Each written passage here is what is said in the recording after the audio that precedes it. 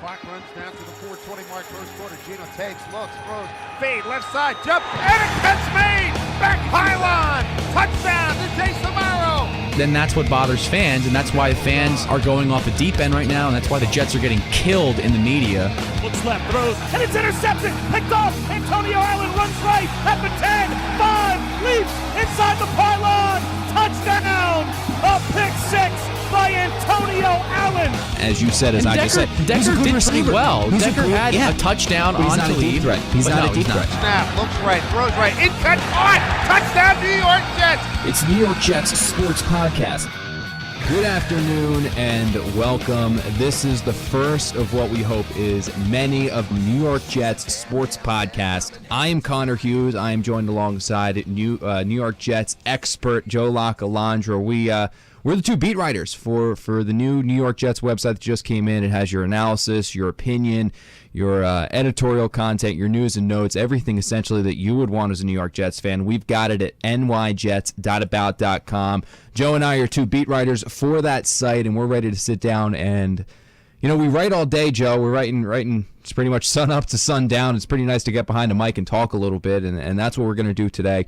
Site launches this week. It's going to be up. It's going to be active. It's going to be a fun new experience, I guess is what you could call it there, going in and something that I know I'm really excited about. I know you're really excited about. We've been counting down the days until we launch, so I know you're excited to get it underway as far as, get this site up and running. Well, and luckily for us, Connor, with the New York Jets, there's never a shortage of material to write about. Every single day, in fact, it seems like a new story, a new spin is put on something that Rex Ryan or Geno Smith says. So thankfully for us, the New York Jets make our job pretty easy and fun at the same time. Yeah. Oh, you're exactly right. I know I was joking with some friends because obviously before this position to open up, before this opportunity opened up, I was doing a little bit of the coverage of the New York Giants, and you go to a Giants game, and a lot of times, or even Giants practice, Giants training camp, you put yourself into a situation where sometimes you need to create a story. I mean, you really have to go dig a story. When you're with the Jets, it certainly is it's entertaining. Day in and day out, there's always something happening, and unfortunately, with the way that this season's been unfolding lately, it's another one of those things where it's not necessarily spiraling out of control, but it's certainly not looking too good. That didn't continue, or I shouldn't say it didn't continue. It did continue last week against the Denver Broncos, a 31-17 defeat. First time in Rex Ryan's history. He's lost 5 straight games, or in Rex Ryan's 6-year tenure as head coach, first time he's lost 5 straight games. And, Joe, going into that game, it's not like anybody, I mean, I'm not sure there was an analyst out there that picked the New York Jets to pull out a victory in that game, but I'll tell you what, it was a little bit disheartening, I guess, to see the way that game unfolded, to see the way that the Jets gave their fans hope throughout that game, whether it was the strong first quarter against Peyton Manning, the strong second half where they scored the 14 unanswered to get themselves back into that game, and then still have it end up being a defeat, because that was one that maybe could have turned the season around. But we talked about it off air. We're talking about it a little bit on air. You saw some things from Geno Smith in that game in sense of what he was able to turn around, what Geno Smith was able to do, and it wasn't perfect. It wasn't always pretty, but it was that baby step. I know that was the words you used on a column up online right now at nyjets.about.com. That he took those baby steps that he needed to improve. He did. He wound up completing, still for Geno standards, not a great day. 23 out of 43. The number that I looked at, Connor, though, is just the one turnover, and the one turnover they did have was at the end of the game, and really the play never should have happened. It was really a safety, the play before that. He was just trying to make a play under some pressure on a 3-man rush, which is, their offensive line has certainly not given him any help. We'll talk a little bit about that, I'm sure. But yes, it is a baby step for Geno. Although he didn't do anything special, just a couple scoring drives for the team, he was helped out greatly, I thought, by Jace Amaro, who was open all day underneath, wound up with 10 catches at him. 12 targets. Look for more of that in coming weeks with Jace Amaro, and the return of Eric Decker certainly made a big difference for Smith as well. But when you look at his final numbers, Connor, they're not good. Even though we say that yes, he did improve, there are some baby steps. I think we're only saying that because he basically didn't screw anything up in the game. He finishes with 2 touchdowns, 1 interception, but he completes just around 50% of his passes. under 200 yards passing on 43 attempts, which is not good, just 4.4 yards an attempt, a quarterback rating of around 70, a QBR of under 45. Those aren't good numbers. And for a better part of that game, the Jets defense, even though, everyone's killing them, they give up 3 touchdown passes, they've only had 1 interception so far in the entire season. Kill them all you want, but that Jets defense kept the Jets in the game for the entire game. When the Jets had no running offense at all, Chris Ivory and Chris Johnson did nothing the whole game, and Geno Smith not really, pushing the ball down the field. New York didn't even try to throw the ball down the field the whole game. That Jets defense kept them in the game, and if New York had a semblance of an offense, they might have won that game. Yep. And that's pretty hard to believe, but it's true. Denver, by my standards, played terrible in the game. We didn't think Peyton Manning played that great. He still scored 31 points. Yeah, and it's funny, you look at Peyton Manning's numbers, and they were great. He throws 3 touchdowns, no interceptions. But when you watch the game, Peyton Manning was confused for a better part of that first half. He was missing throws. He didn't know what was coming. And then on top of that, Denver commits 11 penalties in the game for over 100 yards. That helped New York out all day with field position and whatnot. And if New York was just able to put a little bit of offense on the board, they might have won. But that's been the story of the Rex Ryan era, is that they have just not had a consistent offense.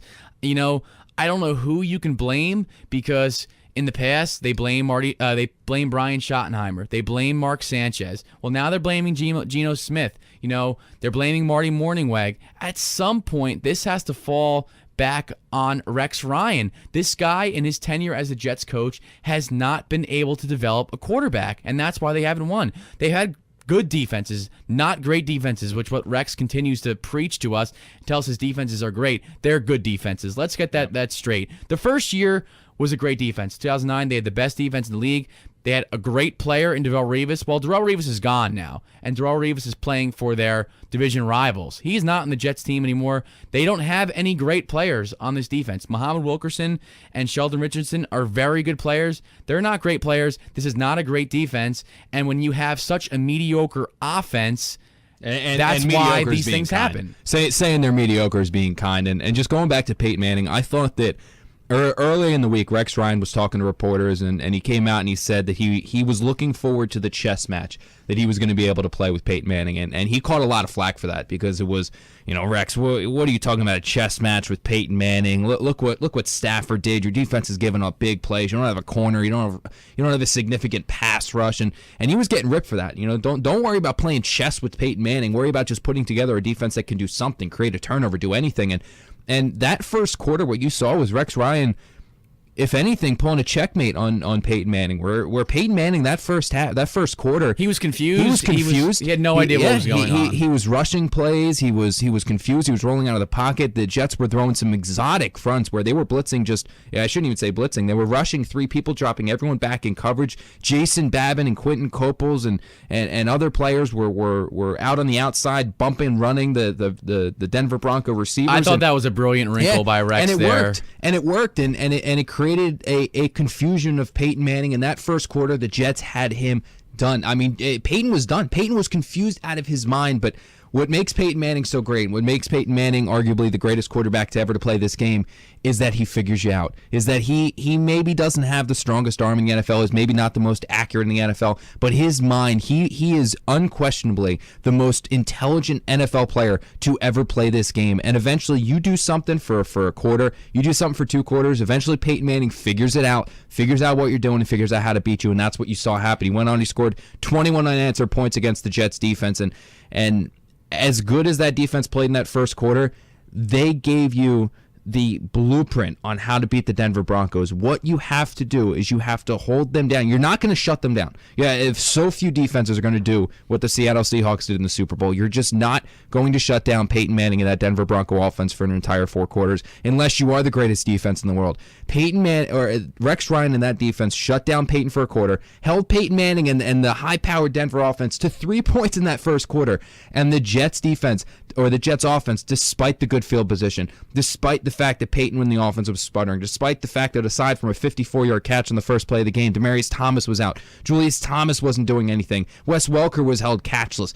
everything was clicking rights for the Jets in that first quarter. The offense couldn't do anything. The offense could not establish anything. They got them a 7-3 lead, and no lead is safe with Peyton Manning. Let alone Especially one not that's a 7-3 let alone lead. one that's a 7-3 lead. And the defense did what they had to, but the offense didn't do what they had to. The problem And- with the Jets' offense, Connor, and this was talked about before the game, and this is what Jet opponents have been doing the whole season and what they're going to continue to do, until the Jets are able to make a big play in the passing game, which they haven't done the whole season. they don't really have a player that can do They're it. just going to continue to stack the box, and that's what Denver did. Denver's put an extra safety in the box on just about every first and second down play, and the Jets couldn't run the ball. And how can you run the ball when you're going against more defenders than you have people to block? Look. And that was the problem. Chris Ivory basically was running into a wall every time he touched the ball. He finishes with 8 carries for 7 yards. And then, I said it before, New York didn't even try to throw the ball down the field. You know why? Because they couldn't. They couldn't because the receivers don't get separation, and the offensive line wasn't blocking as, like they have in the past. His offensive line is on the decline now.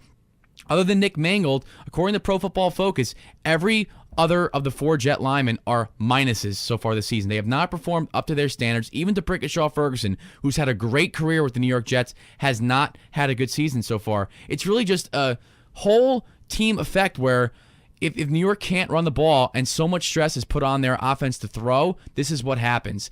And when you don't have the playmakers on the And they don't. outside, And that's and they exactly don't, which Eric Decker is He's a good wide is receiver. a very good wide receiver in my opinion. He's not a deep threat. But he's not exactly. He's more of a possession receiver, which the Jets made really no effort this offseason to go out and get themselves a deep threat to put alongside of Eric Decker. When you're throwing out David Nelson and Greg Salas to this other side, defenses are not going to respect that. They're going to play you one-on-one, which is what Denver did. Denver has very good corners. Yeah, and that's specifically the thing. Hakeem Exactly. Talib. And what they did was they took Hakeem Talib and they put him over there on Eric Decker, who again, as you said, as And I just said, Decker he's a good did receiver. pretty well. He's Decker had a touchdown but he's on not Talib. a deep threat. He's but not no, a deep he's not. threat. He's not a guy that He doesn't that a have that defense- breakaway exactly. top-end speed. Exactly. When you have corners in this league, like you're going to have, the Patrick Petersons, like you're going to have the Darrell Revises this Sunday, like you're going to have the Aqib Talibs, like you're going to have the Joe Haydens, even if you want to go to Dominique Rodgers-Cromartie, who was the could-have-been Jet cornerback, who I don't even think he's on that elite upper echelon, but he's a guy that can contain a wide receiver because the Jets have nobody. They have nobody outside of Eric Decker. What it allows is those good corners in the league are able to go one-on-one with Eric Decker and contain him. You're not going to shut him down because he's still that good of a receiver where he's going to get his 5, 6, 7 catches, but you can contain him. If you don't have that corner, you can shade a safety over top, and then you shut him down that way.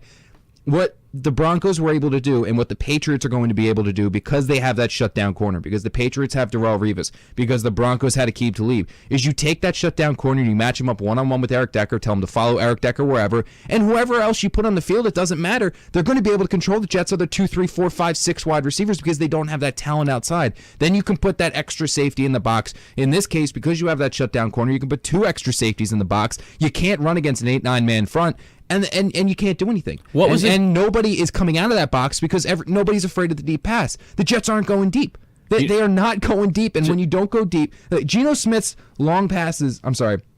When you look at this situation with the Jets, nobody's stretching the field. I think Salas's long reception of the year is like 51 a 50 yards is what I was just going to get underneath. into, and that was a catch and run. So Yeah, that was a there was nobody 20-yard stretching catch. the It was field. against Chicago. So other than that, the longest play in the pass game this year for the Jets was a 43-yard pass to Jason Morrow. Yeah. They have not thrown a bomb the entire season. And nobody's afraid of the bomb. They're not afraid of the bomb. So The what they're doing is they're only keeping ball that I everybody can underneath. remember that was complete down the field was Eric Decker's touchdown to Green Bay in Week 2, which was the Jets' second touchdown of that game. It was a 29-yard pass down the sideline. It wasn't really. That a was bomb. it. The Jets have not even attempted a bomb the entire season. Because nobody's afraid of it. And the thing is that when you even if the pass goes incomplete, when you throw a pass deep down the field, whether you just take a shot, it makes the defense respect it. Where last week the Jets didn't do that, so these safeties that were in the box stopping but the who run. do you blame for them not even trying? Is it on the offensive line because they can't block? Is it on Geno Smith because he can't make the throws? Is it on the wide receivers not getting separation? Or is it on Marty Morningweg for not even calling the plays? It's a collective effort because right now the offense is dysfunctional. The issue with the New York Jets right now is they don't There are so many issues across this offensive side of the ball, and Sunday was that perfect example of that. Your defense kept you in that game, which they do for just about every game.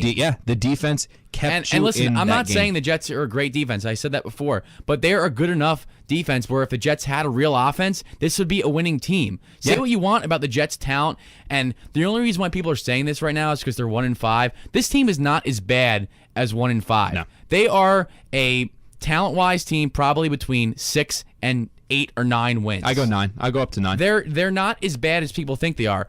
Listen, the Jets lost a lot of close games. They were in just about every game this year except the San Diego game. Throw that one completely out the book because that was just a disaster from start to finish. But every other game this year, they've had a chance to win. And why? Because of the defense. Yep. If this offense would pick it up just a little bit, the Jets could easily be 3-3 right now. The issue is that they can't, and the reason that they can't is when you look at this offense from top to bottom, there are issues, there are question marks, and there are just lack of talent at every single spot. You look at the quarterback position. Geno Smith has been bad. You can throw out the fact that he doesn't have the playmakers. He hasn't really had a running game. He hasn't had a reliable offensive line. Yeah, that's true. But at the end of the day, he is still thrown 7 interceptions. He's still fumbled twice, and since completing 82% of his passes versus Oakland, he's completed 50, 60, 51, 33, and 53% of his passes every single game since. His quarterback rating since having a 96.6 rating versus Oakland, it's been 64.1, and we already said that the Jets aren't throwing the ball down the field. So these are medium to short-range passes. Exactly, and it's just that's the quarterback. The quarterback has his own issue. The quarterback is not good. Geno Smith is not a good quarterback in the NFL. He has all the physical attributes to be an unbelievable quarterback. So in the then NFL. why don't you play have Michael a brain. Vick then? Because I think is Vick worse? No, I think it's a loyalty factor. I think the Jets don't want to give up on it. I think they know that if they put Vick in there, Vick's 32, 33 years old. He's going to be quarterback another 2 years. What happens after that? The Jets are primarily a young team. They're not necessarily built as all these veteran aging players like Denver, like as a win now situation. They're not like that. They want to believe that the guy they invested a second round pick in a year ago is going to be their quarterback. You're completely in the future, right about that, Connor. But don't sell us that you're on the upswing and you're a playoff team this year. Then tell us for what it is. Tell us. But this is what the Jets were selling us coming into the year. Well, they have to. We went 8-8 last year. We're going to take the next step forward this year. We can be a playoff team. They want to team. sell tickets. Tell us for what it is, what the Jets are, what the season was really about then. What the season was about was seeing whether Geno Smith is a quarterback. And from what I've seen so far, he's not right now. Right now, he's not. But the Jets are going to give him every bit of the rest of the season, regardless of record, to continue to show them that he has that ability. Now, you're at 1-5 right now. The season looks pretty grim. You're most likely not going to make the playoffs. But you have not played a division game yet this year. The division's weak. You have not played a division game, and your division is not what it used to be. We're going to see our first division game Thursday at New England. God willing, if the Jets find a way to win that game, which it's possible, let's not completely throw that out the door. Jets Patriots. So you're 2-5 and you're 1-0 in your division. Miami's not a great team. Buffalo is not a great team. There is still a possibility the Jets could somehow win the division. Now, this is a long shot. But your season is not over yet. So if you really think that you can be a playoff team, which is what you told us before the season, we've already seen that Geno Smith is not great. He can't. He's not ready to play at this level right now. The issue is it's not just Geno Smith.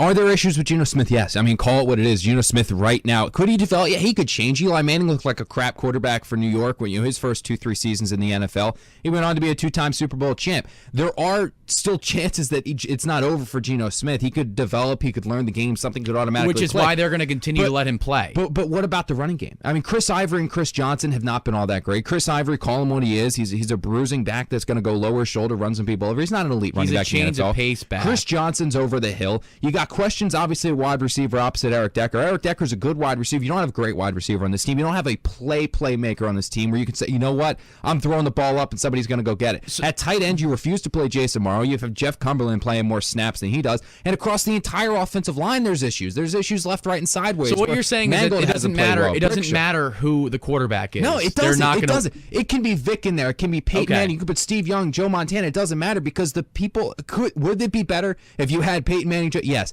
it would be a better team than they are right now. Honestly, I think they're a better team. But they're still not a great offense because they have issues at running back, wide receiver, offensive line, and quarterback. I don't. All right, fullback. Congratulations, you got John Connor, who's a phenomenal blocking fullback. It's irrelevant. That's it. That's it. The only position across the I see you having no question marks at is fullback, and that's pathetic. and that's not good, and it's not a good offensive situation to be in when fullbacks you're only all right, good. We're set at fullback. You know what? We're good at fullback because they have issues opposite Eric Decker at wide receiver. They have issues with who plays who at tight end for whatever reason. Jason Morrow is not starting. They have issues at running back in the sense of you don't really have a game breaker. Chris Johnson has not been the game breaker you thought he would be when he came over from Tennessee, and Titan fans are probably sitting there saying, "Hey, told you so." I mean, there are issues from top to bottom across this offensive line, and it doesn't matter who you have playing quarterback. Has Geno Smith been good? No. Has he been great? Heck no. Has he been bad? Yeah, he's been bad, but he's not all the issues with the offense. I think what bothers fans is that I think everyone knows that even though what you're saying is completely correct, they don't have a lot of help. The receivers behind Decker are not good. You're not playing Amaro as much as you should, even though he's proven now so far in the season that he's a reliable target. Chris Irie's a good running back. Chris Johnson's not that great anymore. Okay, offensive line's not that great. But I think fans know that the team would still be better with Vic. And maybe that doesn't mean that they're a playoff team, but they are a more competitive team with Michael Vick. And I don't think anyone can tell me otherwise from what you've seen from Geno Smith this year. If having Michael Vick start, is it guaranteed that why the Jets did they right sign now are Michael 3-3, Vick? Tell me why they signed Michael Vick. Why? I truly believe they that said this it was a team went out there, competition. They and said I it was a think that quarterback was it. competition. I think it coming was to into light the a fire under Geno Smith. I think the reason that they turned around, they signed Michael Vick and they brought him in here is because it's Michael Vick, and when you're Geno Smith, a guy who when he was drafted said that the reason he wears number 7 is because of Michael Vick, that you put him in a position where suddenly Michael Vick's behind him, you light a fire under him, and your competitiveness breeds the best out of people. It's that you light that fire under Geno Smith. Suddenly he starts playing better because holy crap, Michael Vick's behind me. But it wasn't a competition, though. No, and it I was think from that Geno day Smith one. has realized that. And even though what John Idzik was telling the fans, it's a competition. It's not going to be slanted. Well, the first day of camp and the rest of camp, Geno Smith took more than 80% of the first team reps. So how is that not slanted? You came in selling, again, this comes back to my point before. The Jets came in selling one thing, and you're seeing what they really are. It's not what they're saying. Yeah. If it was really a quarterback competition, it would have been 50-50. Vic never played with the ones. In preseason, he had one drive in each of the first 2 games with the number 1s. After that, he didn't have another drive. Yeah. And you expect him to come in the San Diego game and be this savior in the second half. What did you expect was going to happen? That team quit that game. I mean, they quit that game. But you look at this schedule, the 31-24 defeat to Green Bay. Maybe Vic makes a difference in that game. Maybe he doesn't. But the thing that you also have taken into consideration with Vic is he hasn't been the healthiest quarterback over the years. You put Vic into this game, there's no guarantee he's still starting week 14 or if he's not hurt. I mean, it is what it is. I believe, just as you said, that Michael Vick with the New York Jets is a better quarterback. I mean, the Jets are a better team right now with Michael Vick and a quarterback, but I understand why they're keeping Geno Smith in. It's a rebuilding year. Whether they want to sell to you or not. Are they going to tell you that or not? No, they're not. And that's the bottom line. They want to put seats in. And that's what bothers fans, and that's why fans are going off a deep end right now, and that's why the Jets are getting killed in the media right now, is because they came to the year selling you one thing, and they're showing you what they really are, and it's not what they were selling. They're not a good football team. That's what it is, and the fact is, you look at New York, and neither team they are an average to below average football team talent-wise, and then when you mix in the fact that it's a circus. Many of their players haven't played up to the potential so far this year, even though they've been in a lot of these close games, and they've been out-coached. Bottom line, most of these games this year, Rex Ryan has not done a good job. Yeah. He's not done a good job.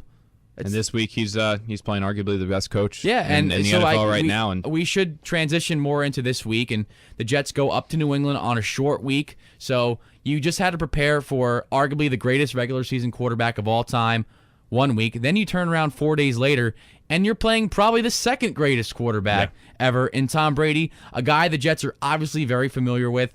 They play him two times a year, the past 10, 12, 13 years or whatever it is now.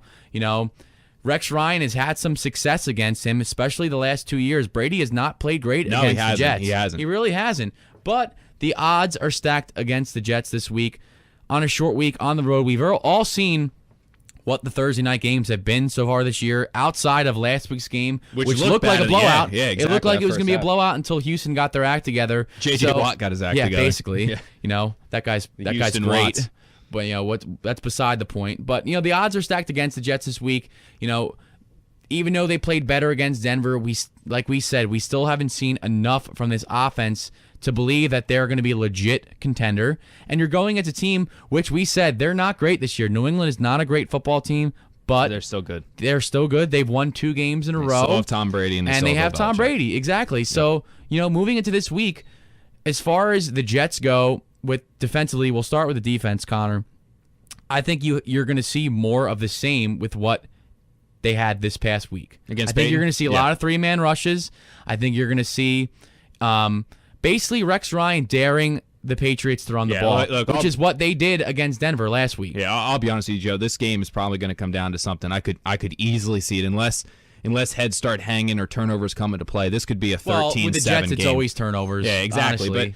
But offensively, I guess I should say defensively, the Jets match up well against Tom Brady, and they always have. And if Muhammad Wilkerson and if Sheldon Richardson and if Quentin Coples or Jason Babin can get their act together and they get after Brady, you can disrupt him. Brady's a quarterback like so many other quarterbacks. He sits back in the pocket, he plants his back foot, and if you can hit him, if you can rattle him, he's going to get off. With the Brady, Jets don't have any crazy playmakers. If you get that pressure up the middle if you get that pressure up the middle and don't allow him to step into his throws, he's a different quarterback. Exactly. He's a different quarterback. And the Jets defense, I truly believe, can come out there Thursday night and control them. I mean, they can control the game as they did last year. I mean, this is historically, Rex Ryan has played well against Tom Brady when you talk about schematically. He's been able to create schemes that disrupt Tom Brady, and be it different fronts, be it exotic blitzes, he's been able to get to him, and he's got 2 players in Wilkerson and Richardson who can come right up the middle, right up that A-B gap and create pressure and disrupt them. And I wouldn't be surprised to see that happen. The issue is that the reciprocal of that, the Jets offense versus the Patriots defense. The Patriots defense right now is from top to bottom built to beat the New York Jets because they have a cornerback in Darrelle Revis who can be matched up one-on-one with Eric Decker on the outside. Which is exactly what they're going to do. And then they can bring their 2 safeties into the box to shut the run, exactly as Denver did last week and held New York to 17 points. And what you can then do is you can shut down the run and make Geno Smith beat you without throwing to Eric Decker, but with instead throwing to Nelson or throwing to Salas or throwing to Curley. And all of those 3 players, Curley aside from his touchdown versus Chicago, invisible. Really has done nothing the last couple weeks. And this is the thing that where the issue comes. It should be a close game because I think that the Jets defense matches up well with the offense, but I don't see how the Jets offense makes any plays against the Patriots defense because of the fact that the Patriots are built to beat them. They are built to beat them. They have the corner on the outside that can shut down Decker. They can put the guys in the box to shuff the run, and then you can pressure Geno Smith. And if Geno Smith makes a couple bad plays or Geno Smith turns the ball over a couple times, Joe, you're looking at a game that could easily be 31-3, 31-10. I mean, that's where the Jets are going because they don't have an offense that can make plays. If they had another playmaker in this offense, it's a completely different offense, but they don't. So where the Patriots are right now, I think it's going to be close. It's not like the Patriots are going to come in there and put a stomping on them 41-0. When there's division games, there's such a familiarity there between both teams, especially with the short week. You're really going to rely on that familiarity even more. I think you mentioned one of the guys. There's 2 big guys on the Jets offense that need to have huge games this week in order for them to win. One is Jeremy Curley. Curley has done very well against New England in the past. In New York's home win against New England last year, Curley was their best receiver. He had a huge game. He had a touchdown on that day. He went up with 8 catches for 97 yards, shredded the middle of that defense from the slot. The other guy is Jason Morrow. Now, New England just lost Jared Mayo for the entire season. Yeah. They're a banged-up team as well. They've lost a couple guys. They lost Ridley. They lost Mayo, as I said. They have a bunch of other guys that are questionable and that might not play on Thursday night. They've been pretty bad. You said it. Rivas will shadow Decker. Decker's probably not going to be a big factor in this game. Let's just throw it out there because I've watched Darrelle Revis play for many years. I know how good he is, and I know how good he still is. He's still not, very not good. The New York Jet, Darrelle Revis, but he's still one of the top now, 5 corners in in the league. past against New England, a guy that has played well for New York was Dustin Keller.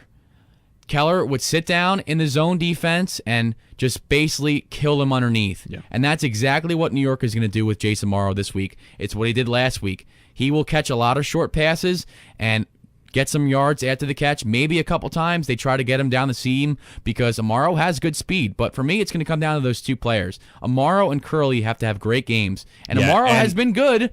Curley has not. Other than, like you said, against Chicago, which he was very good in, he has not had a good year. No. And if he's not playing well, the Jets' offense is not the same. He was their, in my opinion, their most important player on offense last year. Yeah. When he played well, the team usually won. The thing with that scenario, and you can't put it any better than what you did, is one of those two players needs to step up. I think both of those players need to step up. Because the thing is that you have to imagine that if both of those players step up, the Jets have a very good chance of winning this game. Because Darrelle Revis versus Decker, you kind of have to cancel that out. Decker's not going to be a factor.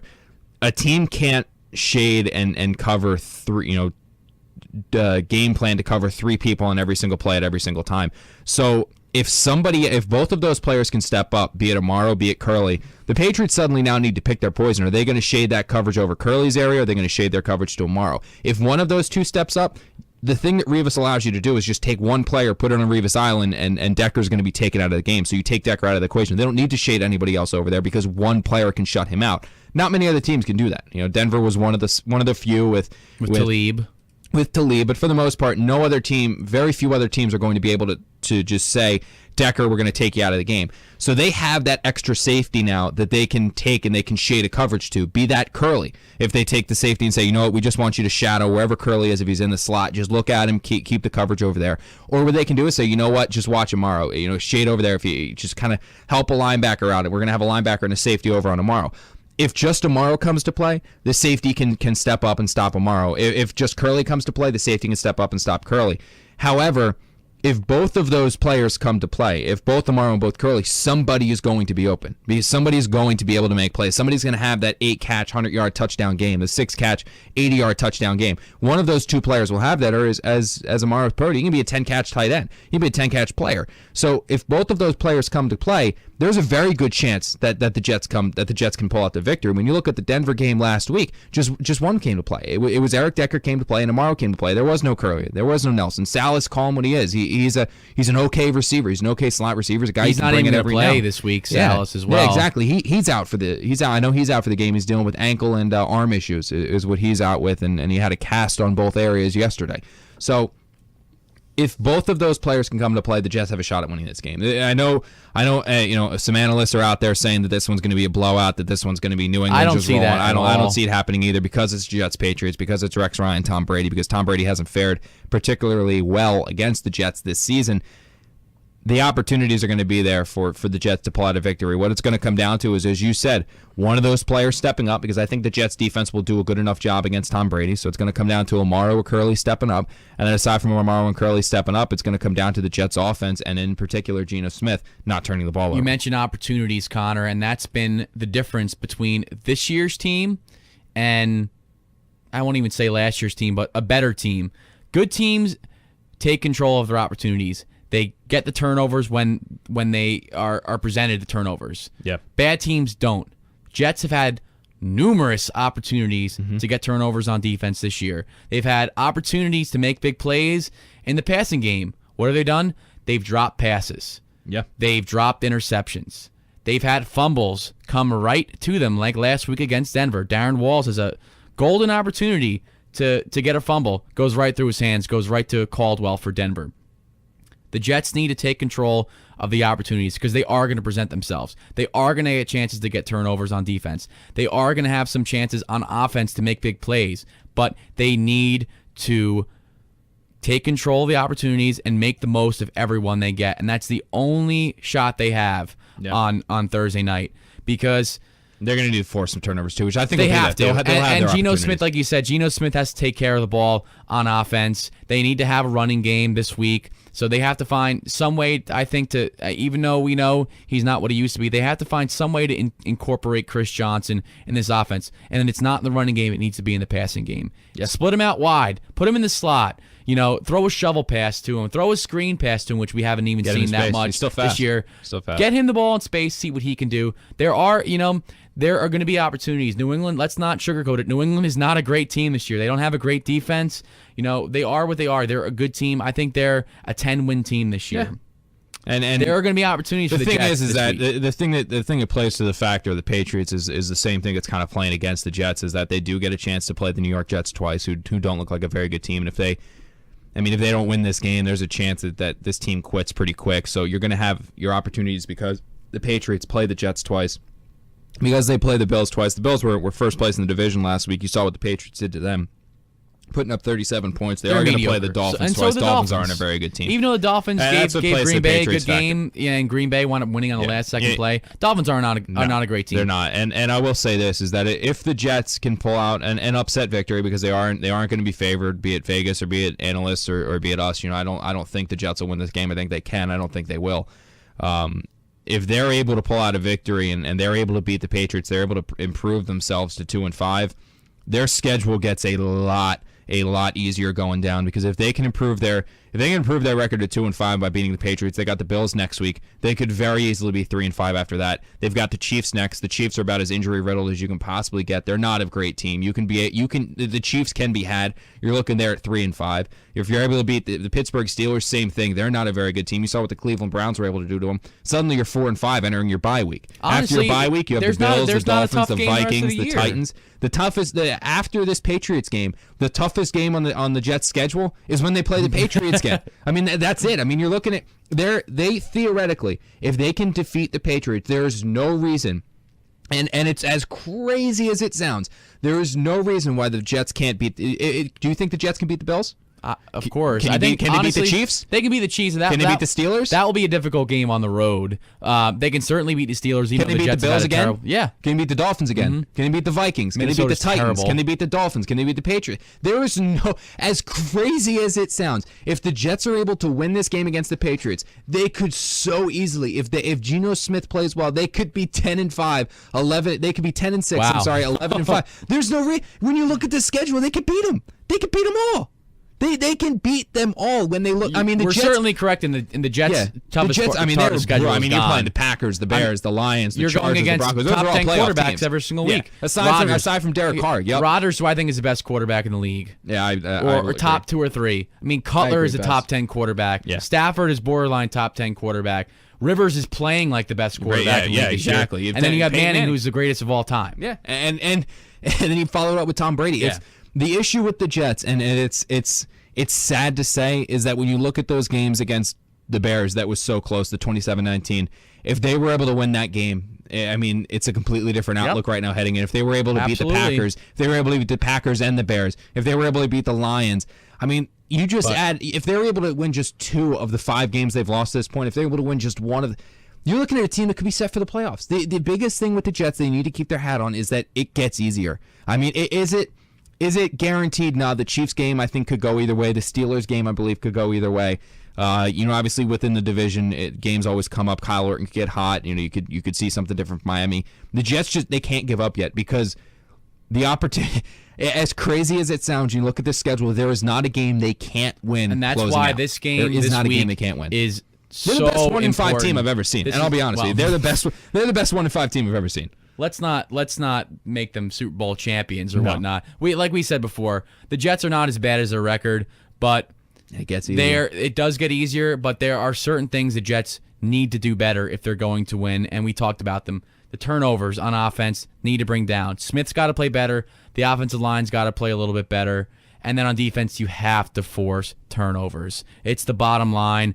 Help the offense out by forcing turnovers. And yes, the defense has kept them in games this year. They have not been as bad as some people say. The secondary has not been as bad as some people say, even though they're working with, B and C level cornerbacks out there. They have not been as bad as a lot of people thought they were going to be.